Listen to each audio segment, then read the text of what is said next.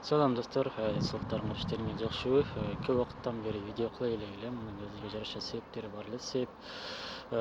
Видео кылышка бир серьезный бир оюндар же бир темалар жок болчу. Бир жагынан шарт, иш дегендей, өзүңөр билесиңер, мигрантчылык. Плюс адаттагы эле жерде видео тартып атамын. Үнүнгө көрүнүшкө ыраазы болосоңор, тез арада жаңы жакшыраак диктофон алам. Анан видео сапаттуу чыгат буюрса.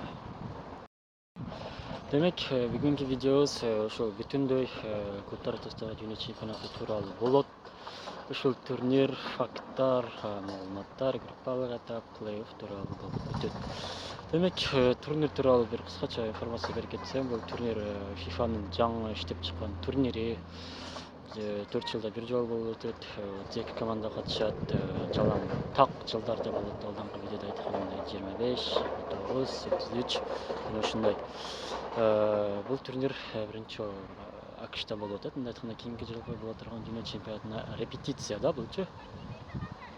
Жана ушул нерсени бир байкашыңар керек. Турнир анчалык бир хайп,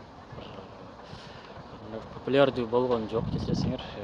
Бул нерсенин да себептери бар. Биринчиден, оюндардын өтө эле көптүгү себеп. Адатта мындай турнирлер 5-6 команда менен өтөт эле, алдыңкы эски форматта. Ал эми болсо 32 команда. Көпчүлүгү Европа командалары. Анан ашыкча оюндар, футболчулар мындай дээрлик дем албай ойноп атат. Ошондой. Кийин экинчи фактор бул убакыт. Элестетилет, кийинки жыл дүйнө чемпионаты АКШ, Канада жана Мексикада болот. Ушул убакытта дээрлик көпчүлүк оюндар эми АКШта болуп өтөт. Дээрлик 60-70% оюндар АКШта болуп өтөт да. Анан мына турнирде стадиондорго биринчиден адам аз, экинчиден АКШта мындай футбол эң бир главный бир спорт түрү эмес, баардыгын сүйө турган. Биринчиден ал спорт түрү эмес. Топ 5ке дагы кирбейт, андык бир эми топ 10га кирет, бирок топ 5ке кирбейт. Мисалы, АКШта баскетбол биринчи орунда, бейсбол, Америка футболу, регби, волейбол жана башка спорттор, хоккей, ошондой теннис бар мисалы. Бирок футбол кирбейт, ал спорт эң бир популярдуу эмес да анчалык. Стадиондорго кирген адамдардын санынан билсеңер болот. Мисалы, 70-80 миңдик стадионго болгону бир 30-40 миң эле адам кирип аткан оюндарды дагы көрүп атабыз.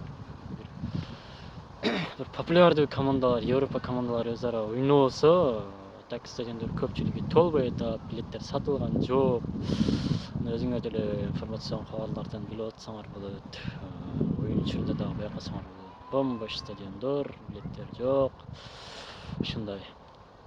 Кээ бир оюндарда гана мындай стадион толуп атат да. Ушундай. Анан дагы бир себеп бул убакыт маселеси. Абай айттым го. Убакыт маселеси өтө эле убакыт тескери да. Адатта биз эң максимум бир түнкү 1де оюндарды көрүшкө үргөнгөнбүз. Эң кеч убакыт ошол. Кээ бир оюндар саат таңкы 5де, 4де болуп атат да. Мисалы биз турабыз саат 6да. Ал жакта уже мындай оюндардын экинчи тайм болуп аткан болот да. Неудобно убакыт ошол. Эми кийинки жыл дүйнө чемпионаты кандай өтөт экен билбейм. Убакыт тетири да өтө элечи. Мисалы, эң убакыт башталган оюндар саат 18:00, 16:00, 21, 22, түнкү 1, 4те оюндар башталып атат да. Түнкү 1ге чейинки башталгандарын көрсө болот, кийин 4төрдү билбейм бирок. Ошондой кийинки жыл дүйнө чемпионаты кандай өтөт билбейм. Бул жагы дагы бар. Эми турнир тууралуу айта турган болсок, 32 команда бар. 8 группа, группада 4 команда бар. Биринчи, экинчи орунду алгандар чыгат, муну жакшы билесиңер. Группалык стадияда эң көп Европа командалары го. Европа командаларынын үчөөсүнөн сырткары калган бардыгы чыкты. Чыга албагандар күтүлбөгөндө булар: Атлетико Мадрид, Порту жана Зальцбург. Зальцбургту чынса болот. Аль-Хилал жана Реал Мадрид чыгышы бир аз кыйыныраак эле, бирок Атлетико Мадрид жана Порту бир аз адамды уят кылды. Чынын айтканда күтүлбөгөн натыйжалар. Ботафого жана Интер Майами чыгып кетти. Күтүлбөгөндө жана эң кызыгы түштүк Америка командаларынын арасынан Бразилия командаларынын бардыгы чыкты группадан. Флуминенсе, Фламенго, Ботафого, дагы ким? Флуминенсе, Ботафого, Фламенго. Дагы бирөөсү эсимден чыгып калды. Монтажда коюп кетемин.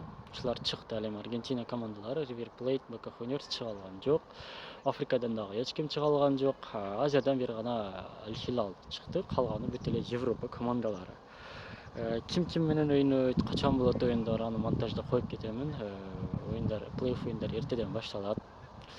Эң зор плей-офф оюндары Челси, Бенфика, Ювентус, Реал Мадрид оюндары.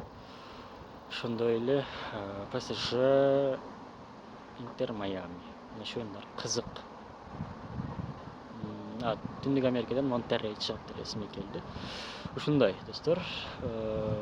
Дагы эмне факттарды айтышыбыз мүмкүн. Турнирде күтүлбөгөндө бир жаңы бир таланттар чыгыштын ордуна эски эле бир футболчулар кечиресиңер, эски эле футболчулар өзүн көрсөтүп атат. Мисалы, көп эле оюндарда, мисалы, Man of the Match болот оюндан кийин, оюндун эң жакшы футболчулары. Көбү мындай биз билген эле футболчулар, 35+, мисалы, Ди Мария, Месси, Суарес, Томас Мюллер, ушундай.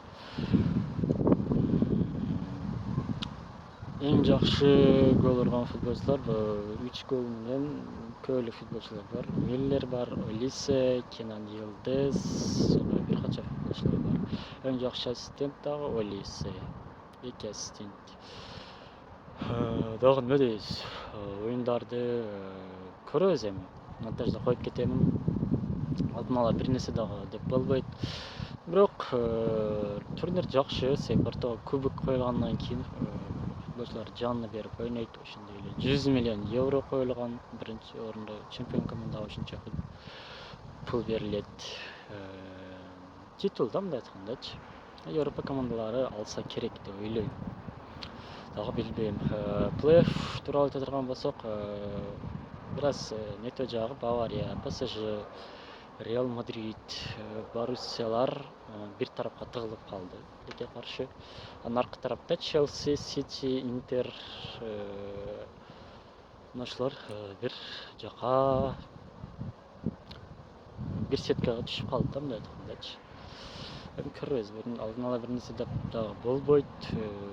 Күтүлбөгөн натыйжалар да болуп кетиши мүмкүн. Эми булар тууралуу плей-офф оюндары ошол бүткөндөн кийин чейрек финал оюндары башталышынан алдын мен видео кылып кетемин. Видеолорду монтажда кое албайт экенмин, авторский право деп эле чыгып калып атат. Сүрөттөрдү коюп кетишим мүмкүн. Мисалы, кече Реал Мадрид Зальцбург, кече эмес, бүгүн таңда Реал Мадрид Зальцбургти жеңди. Ал эми Аль Хилал группада 4-чү команда ким эле? Пачуканы жеңди. Жана Аль Хилал жана Реал Мадрид кийинки этапка чыкты. Аль Хилал менен Манчестер Сити, ал эми Ювентус менен Реал Мадрид ойнойт. Башка жуптарды монтажда коюп кетемин. Ушул достор, бүгүнкү видеобуз кыска эле болот.